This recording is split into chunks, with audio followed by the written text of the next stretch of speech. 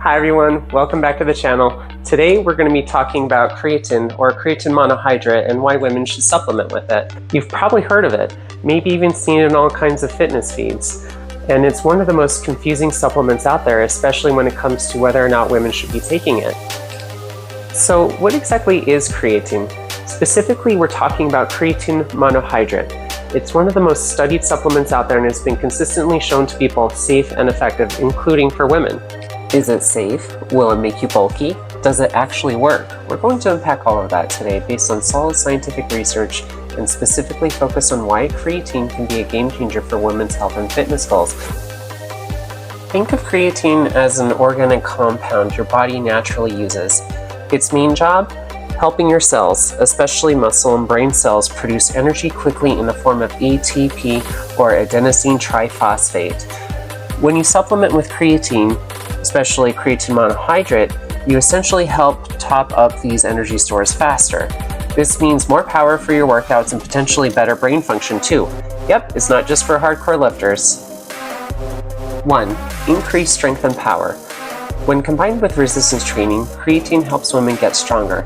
This isn't just about lifting heavier, it's crucial for fighting sarcopenia, the age-related muscle loss that affects mobility and overall health as we get older. Stronger muscles mean a more resilient you. 2. Better exercise performance. Creatine can give you that extra edge in high-intensity bursts. Think more reps, an extra set, pushing harder for longer during your workouts. 3. Enhanced muscle health and recovery.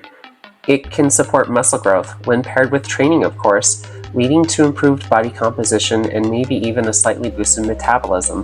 Plus, some studies suggest it reduces muscle damage and inflammation, meaning potentially faster recovery between sessions. Less soreness? Yes, please.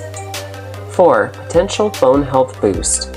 Especially important for postmenopausal women, some research indicates creatine, alongside resistance training, might positively affect bone density, helping combat osteopenia and osteoporosis. Remember, resistance training itself builds bone, and creatine helps you train harder. 5. Possible mental perks. While research is still emerging, some studies suggest creatine might have positive effects on mood, cognition, and even offer neuroprotective benefits. Remember that ATP energy boost? Your brain loves it too. Alright, I know what you might be thinking. Despite these benefits, there are just some myths out there that keep holding women back. So let's tackle them head on. Myth number 1, I'll become bulky and look masculine. This is perhaps one of the most prevalent myths out there when it comes to creatine. And fortunately, it's largely unfounded. Yes, creatine generally helps grow muscle, but women generally start out with less of it and don't have the same hormone profiles as men do.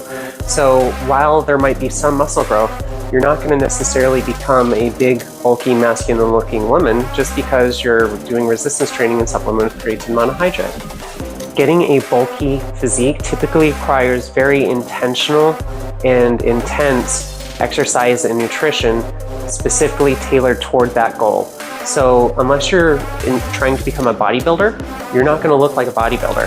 And honestly, let's challenge the idea that femininity means being small or weak. Strength is feminine. Power is feminine. Taking up space is feminine. So let's embrace building strong, capable bodies.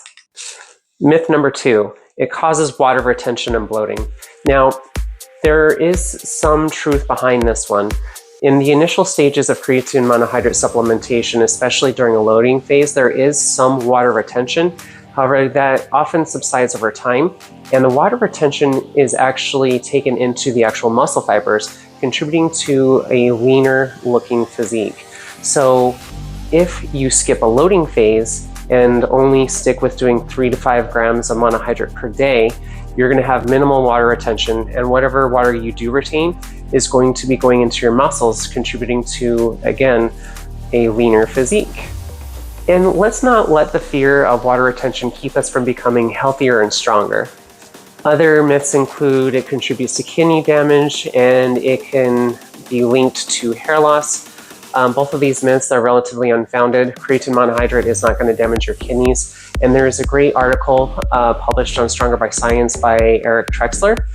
He has a very nice and comprehensive creatine guide. And one of the myths that he addresses is the link between creatine and hair loss. It turns out that the link between creatine and hair loss is relatively flimsy and isn't very well supported in the literature. Allegedly, creatine monohydrate is linked with dihydrotestosterone, or DHT, the hormone implicated in balding. Fortunately, creatine monohydrate does not have any evidence supporting its link between itself and DHT, so you can safely take it without having to worry about losing any hair. Another very valid concern is that most of the research has been conducted on men. While this is historically true, more recent research has been conducted on female subjects, and it's starting to show similar benefits between men and women. Okay, so let's quickly recap the key takeaways. So 1, creatine is both safe and effective. 2, it's great for women. 3, a lot of the myths surrounding creatine monohydrate, including the link with hair loss and kidney damage and extreme bloating, are unfounded. 4, you can skip the loading phase and take 3 to 5 grams of creatine monohydrate daily. 5, be mindful of potential interaction effects with caffeine. Separate your caffeine consumption from your creatine consumption. And finally, 6, strength is feminine. Embrace building a healthy, stronger body. So there you have it, science-backed scoop on creatine for women. It's a powerful tool that can support your health and fitness goals. As always, it's good to chat with your doctor or registered dietitian before starting any new supplement, especially if you have underlying health conditions. So what are your thoughts on creatine? Have you tried it? Leave a comment below. And if you're new to the channel, please leave a like, subscribe, hit the notification button, and we'll see you next time.